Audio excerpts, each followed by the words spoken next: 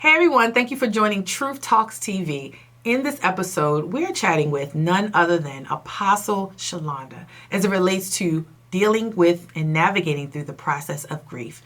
Now, I know you're used to us being pretty bubbly and, we're going to do our thing every now and then, but for this topic, we want to slow it down a bit and we want to talk about how to properly navigate through the process of grief. So we look forward to you joining us in the show and we'll talk more with you soon.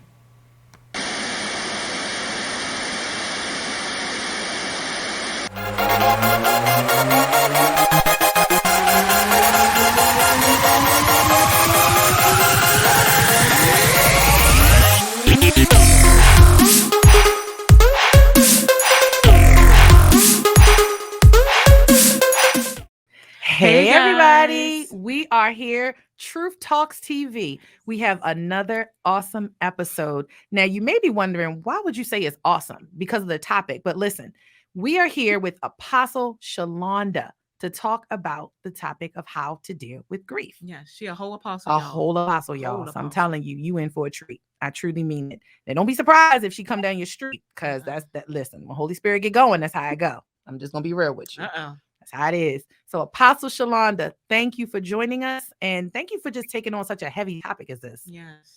Oh, y'all welcome. We're going to make this as easy breezy as possible because it really is a hard topic. Most of the time we don't want to deal with it. But even from the perspective of the natural, not just the spiritual, we just need things to be able to help us make it through each situation. And so we're going to do that today, and we're going to take it as light as possible. Try to make it a little bit less heavy for the people today. Can we do that? Yes. We got to make it less heavy, but nonetheless, like you said, we're going to touch on it because this is something that we need. And I feel like many times when people grieve, they don't even realize they're grieving. Yes. But they become slowly addicted to situations or things or certain processes or behaviors. And it's like, wait, I'm really grieving. I never dealt with this. I thought I was good. Yeah. So what, and I know this sounds like a crazy question, but what exactly is grief? Like, what is it? So grief is the sorrow that comes along with loss, right? This sorrow, this heaviness that comes along with losing something. And most of the time we attach it to just death alone, but grief covers so many different things. You can grieve losing a job. You can grieve losing your children to the streets. You can grieve losing something that's sentimental. Say somebody passed away years ago and you kind of were all right with it, but as soon as something that belonged to them is lost or somebody stole it, then all of a sudden it's whole. They're grieving that. You could be grieving a relationship, a marriage, a divorce, whatever, right? Grief covers so many different things. And that, Nicole, what you said earlier about how it kind of slowly creeps up on you. Sometimes you don't even know you're grieving. That's because people don't know that you grieve more than just a loved one dying. So it covers a very broad spectrum, but it's the sorrow, the woe, the heaviness that comes along with loss. So do you think that, so now I actually have two questions because of that. And I wonder, does it ever actually go away? Or is it just kind of like oops, it's triggered this back again. And can it also lead into a state of depression? So because I think about sorrow and sadness and, and you always hear the term depression. Oh, it's okay. Get better. Take a happy pill, all that.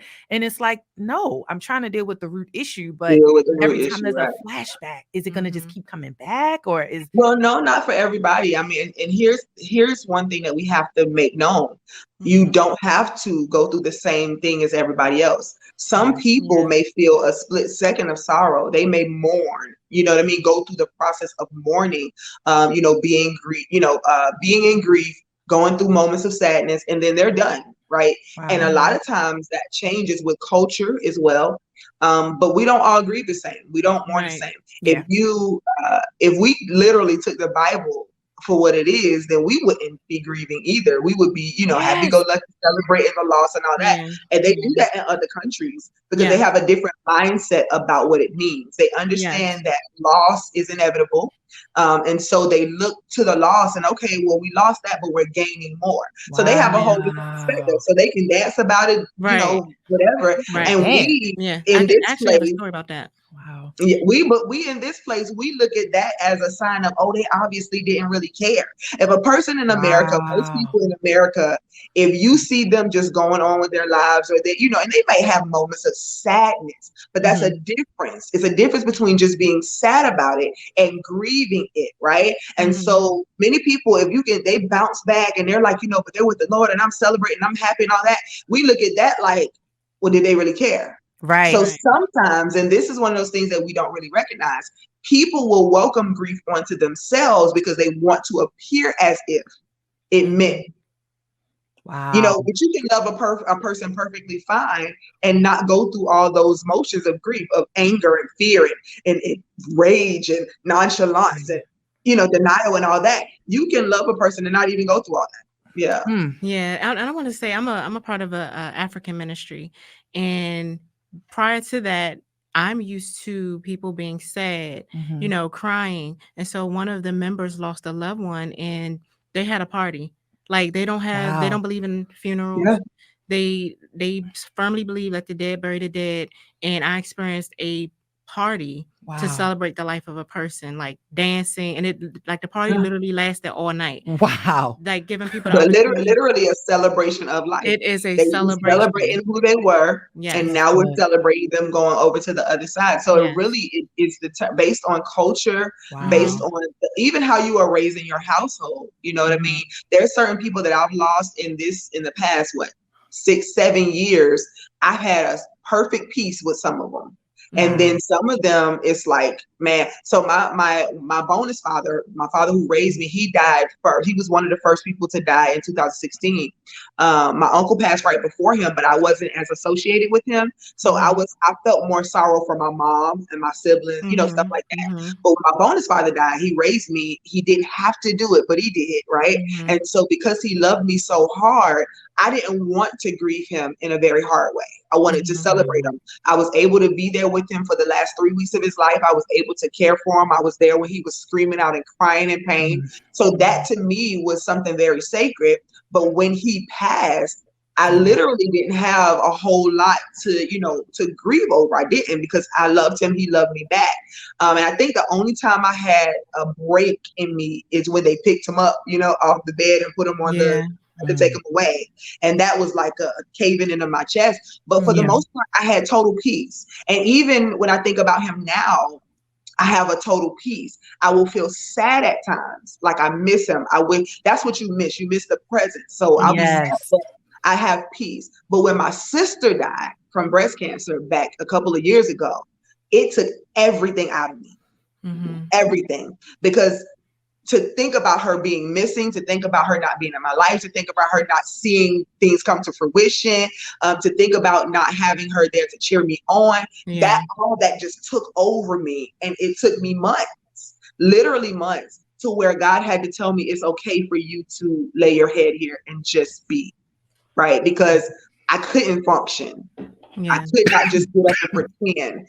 I'm very transparent in ministry, Nicole. So I could not get up. I could not pretend. I love to pray for other people when I'm going through. I couldn't even do that.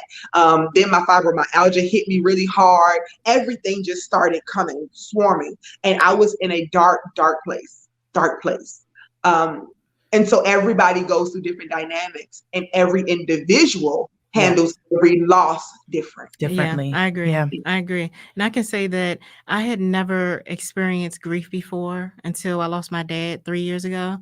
And I was always that one that wanted to support other people that grieved. So if someone lost a loved one, I'm the first one there. I'm bringing food. And so when my dad passed, he passed suddenly. I felt insulted. And I'm gonna be honest and transparent, but I felt like, God, how did you do us like that? I could not wrap my mind around losing him, because I'm always there for other people. And so why did I have to experience that? And I can agree with you. I was in a dark place. I couldn't function. It was just surreal. And I can say that sometimes it still feel unreal, because it's he's been there my whole life. And then for someone to be suddenly gone out of nowhere, And I would say one of my major breaking points was when they came to take his body, because it was just like, Yeah. that's it. And then you think about the things that you leave behind when people pass, like nothing matters when you go. Like everything stops for that life and nothing else matters. You're left to pack things away, give things away, close out their final affairs. And it was really rough. It was really rough. It's extremely, you know, and so when you talk about that, you're in the position of a person who genuinely had a connection to your father. But what I see in you is the strength that he left you, right? The strength he left you to be able to go on. But one thing that I talk to my clients about, because though I am a pastor and I'm apostolic and I'm prophetic and all that, I'm also a certified life coach and an author, right? So one thing that I do talk about with coaching clients, because many people wear their mask, right? We put masks on to cover up how we're really doing. And so the one thing that I suggest to people when they're grieving is be what you are, feel how you feel from day to day and moment to moment. Because if you don't feel it, if you don't deal with it, then somebody else is going to have to deal with it on the back end. And so during that time, like you just talked about with your father, when my sister Rebecca, when she passed away, now God told me 2 years before that when she first told me she was diagnosed, that she wasn't going to make it eventually, right? But I didn't know how long that would be. You know what I mean? But he did forewarn me. Forewarning doesn't help, right? When the time came and we had to go say goodbye to her in hospice, I think I've never cried that deep before. Like, you know, it was the reality all hitting me, because she got that death rattle. She's at hospice, you know, she's under, you know, we know she's not really fully there with us anymore. And I had to say goodbye in Virginia, come back down to Georgia with knowing she would not, you know, it's like now you're waiting for the phone call, like waiting for the call, already grieving, right? I think I started grieving a whole month before the fact. And so when I had to sit there and cry, I mean, the deepest cry I ever had, but when she left, the questions that you had, Keke, I had those same, like her face was crazy. Do you hear me? Her face was so crazy that she said, even if I do die, he can bring me back because he's God, right? So you think about this level of faith, and you're thinking about what you preach and teach all the time, how you coach people through things all the time. And here you are face to face with this reality. That God is still sovereign, right? That he's still sovereign, and whatever he allows, there's purpose. Well, the grief a lot of times for us comes from that decision. Why did you choose to let this be the case? Now, we already know that death is inevitable, right? We know that either we're going to pass away from this earth or we're going to be raptured up, whatever the case might be. But we know either way we're going to expire at some point. But it doesn't make it easier. Right? Because now everything that was me was attached to you. So now who's going to fill those spaces? Those voids. Yeah, so it's definitely a deal. So when you are going through grief, and this is what I said. So for my bonus father, now my biological father has passed. My other father figures has passed. My uncle who died just last night, right? Went home from the hospital. My mama just heard from him. My daughter just heard from him. Bam. Now he's gone. How do you deal with something so sudden? How do you deal with, oh my God, we didn't even get to say goodbye? How do you deal with, why the heck did this happen in the first place? It wasn't COVID. We don't know what it was. Why? Right? And so grief is somehow pushed into all of those questions. All of those different things of, I'm not sure why this had to be this way.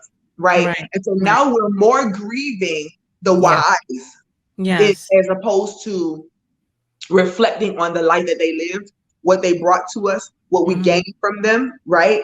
So for the first part of, if I'm coaching somebody through grieving, okay, where are you right now? Where are you today? Well, today I'm angry. Today I'm totally pissed off with God because he could have stopped it, but he didn't, right? Somebody else mama lived. Why did my mom have to go? Those were my words. And you don't want to sound selfish, but it's like, why mine? You think of people who, and I'm, in all honesty, I've thought of friends who have older fathers, and it's like, that man like 90, Jesus. And he's still here. Did you mean this? Did you mean this, Jesus? Like, And also, that's really the weight of the feeling. But you know, it's like, why me? And I mean, of course, again, we talked about grieving being across the board, right? So it doesn't have to just be the death of a loved one. It could be the marriage that you lost. You know, people put in years and years and years in a marriage, consistent. God's going to fix it. And because, especially, and I'm going to just go ahead and speak to the Christian community, because of the way we teach, because of the way we preach, people are not really prepared for real life. Yeah. They're prepared for having these cliche statements. So when my sister died, I didn't want to hear none of that. I already know it. I know the scriptures. I know you're gonna tell me, oh, but she in a better place. Thank you for saying that. Thank you for saying. So it's some words that people say, and people have gotten mad at me. And I know that, you know, when you're grieving, your attitude changes. You may be snappy, you know, and you don't mean it, but you also need people to understand you. So, you know, people were so quick to say to be absent from the body is to be present with the Lord. And he's an angel, and you know, and it's like we know that, but they're not here. So how is that? So that is it. So Keke, what you just said is everything, right? So let's explore that real quick. Yes. Let's talk to the people who need to understand. And if you are one of those people who not moved by anything, and you kind of just like, it is what it is, life is what it is, then you may not ever understand this, right? But here's the truth.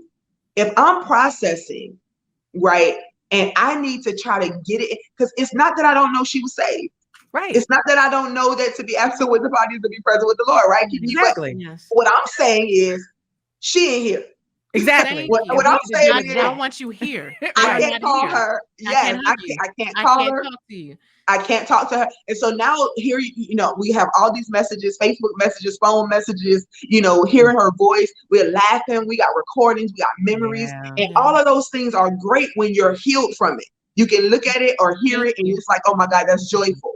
But when you are going through, and then listen, they were having a balloon release for her shortly after.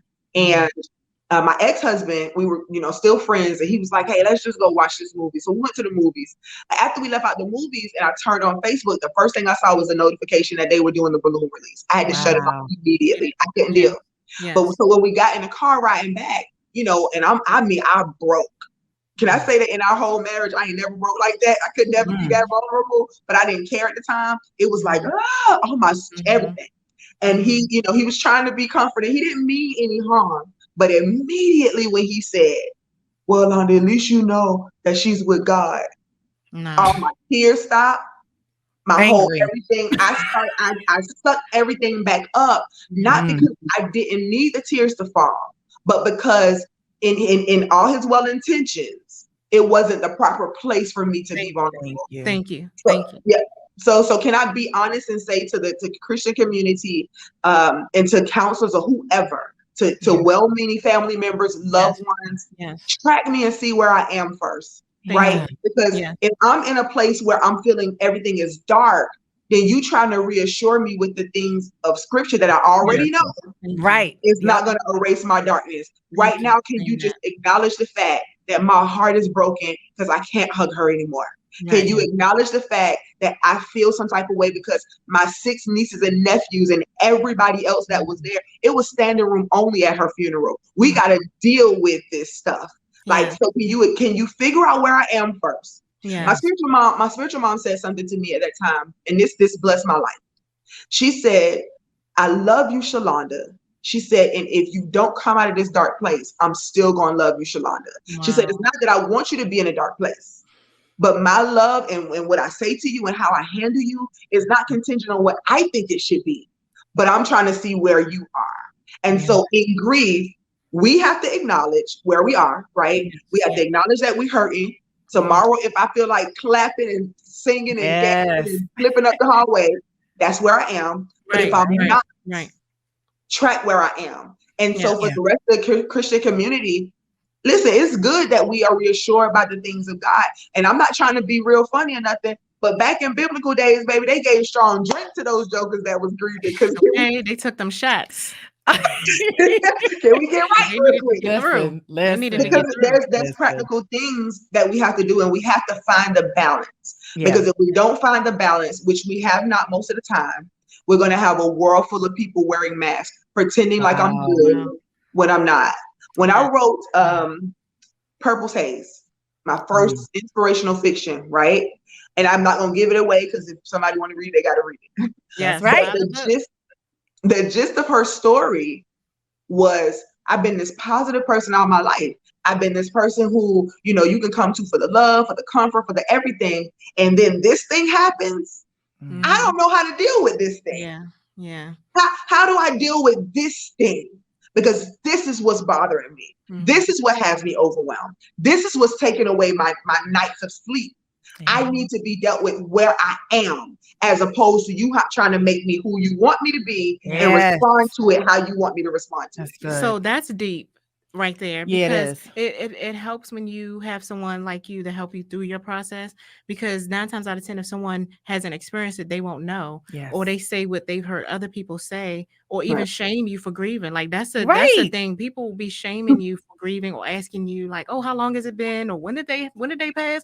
As if there's over a a time year. frame. You know, it's like baby. Somebody did that to me, and I'm getting better. It's 3 years. That's still not a long time. I'm not getting better. People, because I'll say how I feel. If I'm grieving and you tell me I need to be over that, shame you for grieving. That's not People shame you. The word shame, Keke, is everything. So talk about that a little bit more, about how you felt when they said what they said, and then I'm going to piggyback on that. Yes, Coach Treasure. So you must want me to cry on here. Like we're gonna break through this thing. We're gonna do it together though, and that's a divine setup. Yes, and so I would say that as far as shame, if I'm experiencing grief and I'm sharing it, I've been asked, "Do you pray?" And I'm like, I'm rooted in church, ordained minister. Of course, I pray, but there's times where you can't pray. And you need people to pray for it. Like the pain is so deep that you cannot utter a "Father, can you?" But I know that he knew my heart.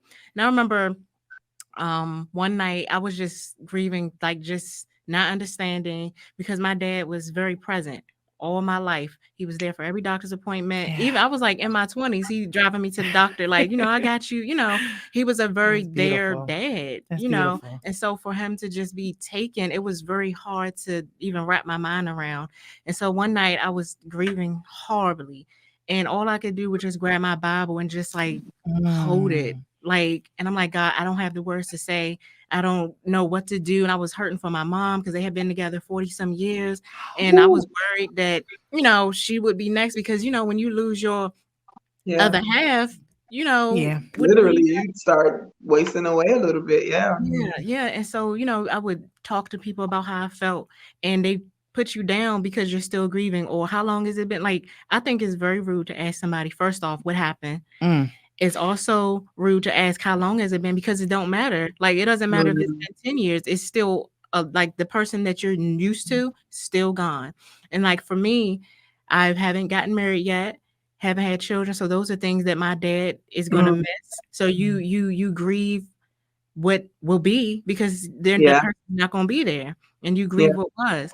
And so, people really have made me feel horrible for grieving. And I don't know, maybe because I've always been the happy, jolly person, making people laugh. And then there's, like, I would say about a good year, I know I was not myself. And I know that it's changed me some way, somehow, that I'm not who I was. I'm better, but I know that a part of me is different after that. And it's definitely different, and it's supposed to be different, right? But not so. So let me say this much, and I don't want to deflect from what you said, but how long it does matter, but how you navigate it, right? So for instance, because we have more people in our lives than just the people that we've lost, right? It's going to matter in the sense of those relationships, because we're grieving the one we lost, and now they have to grieve losing us. Does that make sense? So when they're asking, and I'm not talking about the people that's just being nosy, you hear me? I'm talking about the people who really matter. So for instance, if my other sister, her and my brother-in-law have been married for a long time, but her and my sister, they were only a year apart. So they literally grew up like twins almost. It was always Angie Becky. It was never them separate, right? So when she lost my sister, and hear me, it broke me, but it's 13 and 14 years between me and them. So it took for me to become a grown-up for us to establish our bond, but they've been bonded for 50-something years. So I was grieving, but I had to also acknowledge that her grief was deeper, right? Also, her husband, her 6 kids, Yeah. Right? All these different people, the nieces and the nephews and stuff that had these great bonds with her, I had to acknowledge theirs. But the other thing that I had to think about was the fact that my children were in the house with me still. Yeah. Right? So I'm grieving her. I need this time to grieve it. But God helped me to get past it to the point where I can make it memories as opposed to me being sad all the time. Because now they have to grieve losing their mom too, while grieving losing their aunt. So I had to think about it from that perspective. So not to say don't grieve or the time is not important, but it does matter. So if somebody who matters to you, if they say, hey, how long has it been? Take into consideration that they're really more concerned about losing you in the process, because now our relationship is not the same. Now, you know, if I tell you that I lost someone, are we going to be able to deal with my grief too? Or are we going to still deflect back to everything that makes you feel broken? So I think when I'm talking to clients as well, it's kind of like, okay, just be empathetic, be mindful, right? From every perspective, because we're not just here for ourselves, we're here for each other. So what you said earlier about, you know, me just going through the motions, the strong bearing the infirmity of the weak. Yeah. Isn't that what we're supposed to do for each other? Are we supposed to be able to be the strong arm? And sometimes it may not be 3 months. It may not be 6 months. You're saying this person has been here with me for the last 30, 40, 50, 60, however many years, and you want me to be done with it in 3 months? Yeah. You want me to be done with it in 6 months? No. So what I do suggest, however, is that instead of we have to be careful of the me mentality, no matter what. Right? Like no matter what, no matter whether we're grieving, no matter whether we're doing something great, celebrating, whatever, we still have to be careful of the me mentality, because it can totally change the dynamics of our lives and the people around us. And so I do consider that. My husband came, we known each other for 30 years, but Marco came into my life about 3 months after. Well, I messaged to see how he was doing. God put that whole thing in motion 3 months after my sister passed away. Wow. God was totally strategic, right? Into bringing me what I needed. But if I would have been like, man, forget this, I'm dealing with what I'm dealing with, blah, blah, blah, blah, then I would have totally erased what God was trying to give me to be able to survive at the time. Wow. So when we take down the me mentality, it says, you know, hey, now check this out. I'm entitled to my grief. Let me get help. Let me get a counselor. Let me get a coach. Let me go to my pastor. Let me have that go-to that I can just kind of, you know, put it off on them for a little bit. They can take it, right? But let me also consider the fact that my mama still need me. My kids still need me. My y'all future husbands, whoever. They still need me to be completely whole. They need me to be able to still take on a life and enjoy life and be in this position. So it's a lot to this subject, right? Yeah, but can we start with it? Yes, we definitely need a part 2. Yes, definitely. But can we just unload the fact, number one, feel how you're feeling. Yes, right? But while you're feeling like you're feeling, make sure you have the outlets that you need that can deal with that, right? Even if you are married, there's some people who are married, but your spouse is not the one that's going to comfort you, really, because they don't know. So maybe you need an outside person that can be that for you. Join support groups. Don't totally be angry at the people who mean well, but allow them to understand, like, you know what, I understand everything that you're saying, but right now I'm just in a place where I need to reflect. Thank you. Right. And that's hard too. That's hard too, because you want to, it's like, while I'm trying to manage my feelings, now I have to manage myself, not lashing out at you, because I'm angry. I'm trying to protect my feelings. Thank you. And sometimes it's just a whole lot going on, but you're absolutely right. That right there, that is exactly right. Right. So how do we navigate that space? How do we navigate the space that we are in? Because Keke was just talking about the amount of time, right? And we're talking now. So for a time, I had to shut it down. I was in the house for almost 3 months. Couldn't go live. Couldn't do none of that. Take time, okay, to care for yourself. And so when you finally get to a certain amount of time, it is then time for you to take responsibility once again, because we're living by what standard? We're living by the standard of love, right? And so if that governs my everyday, when I'm grieving, it's probably going to throw me off a little bit. But I still have to bounce back to the fact that I live in a place of love. So if I say this to them, how I really feel it, oh baby, I'm probably gonna have all type of stuff put on me. But when I'm doing coaching, delete me, all that. Right. But that's right. But if I'm coaching you, if you have a coach, the first week of unmasking our 8-week mentorship, y'all got to write a letter to God. Yes. Ooh. Yes. Raw, uncut, no pulling, no punches, because he already know what you're thinking anyway. Right. So we're gonna release this whole truth to him. So tell us. I'm sorry. I was going to say, tell us about your program that's coming up in February, because we want to make sure that we leave everybody with something they can grab onto tangibly. Let them know who you are, where they can find you, and what you have coming up in February. Because you started talking about coaching. I am Apostle Coach Shalonda Treasure Williams-Lynard. All those names are significant, but I'm known as Inspirational Treasure on all social media outlets. Take the I off the front of it, but Inspirational Treasure is the name. The program that I have coming up in February is entitled On Your Glow. It's an 8-week mentorship program. It is actually the second part of Unmasked to Glow. And so those two programs kind of go hand in hand. Unmasked to Glow is taking it all off, right? To be able to find the glow underneath that. And then this next 8 weeks coming up, we are literally going to dig into what that glow means, how God sees you as opposed to how you see yourself, and you owning that, that. Wow. You got a lot of good things going on. Yes. I'm telling you, I could talk with you all day long because it's just so good. It's so good. It's so rich. And I'm honored that you came on here and blessed us. I mean, just providing another perspective and giving us the opportunity to hear from a perspective of a coach, someone who's not only experienced it, but knows how to help coach others through the process. Yes, that matters. So I really, truly appreciate you. And thank you so, so much. Yes, I actually feel like this should be a part 2, because I feel like we didn't get everything out. Yeah. We got some more. Need a part 2. Maybe we can talk a little bit more about the glow, come back and chat a little bit more and talk about what that glow is. And like you said, how to understand who God has truly called you to be. Yes. Absolutely. Yes. So thank you so much for your time.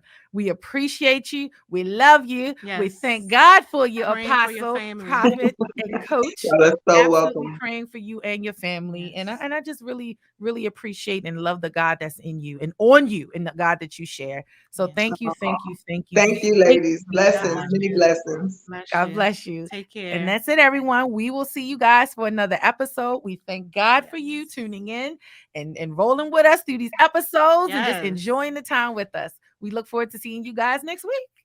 We'll see you guys soon.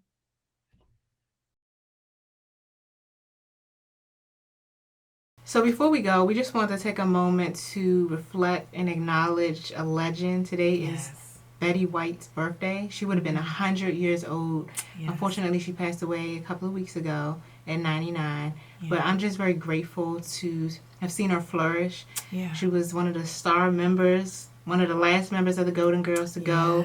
I want her longevity. Like, she lived a full, long life, and she, was iconic. She was, And it's interesting how people everywhere just have such a love and appreciation for who she is, and just, it's like you felt like you knew her. Yes, that was everybody's grandma. Everybody's grandma. So she will truly be missed, and much prayers go out to the family and the loved ones of Betty White. Yes, we just want to salute you and honor you for the legacy that you left. Yes. Happy birthday. And also, today is Dr. King's birthday. Yes. We cannot forget Dr. King. And what's amazing to me is that he's gone and his name is still relevant. Like, he got a whole holiday. We was off work today because of Dr. King. Amazing. We should definitely strive to leave a legacy like that. And I think they both have. And I think that's something that is important for us to talk about and to share and to celebrate. So we thank you so much. We are excited that we had this opportunity to chat with you, to discuss things that are important to not only us just personally, but us as a society, as a nation. So to Betty White, happy birthday. Happy birthday. To Martin Luther King, may your legacy live on. Yes. Thank you.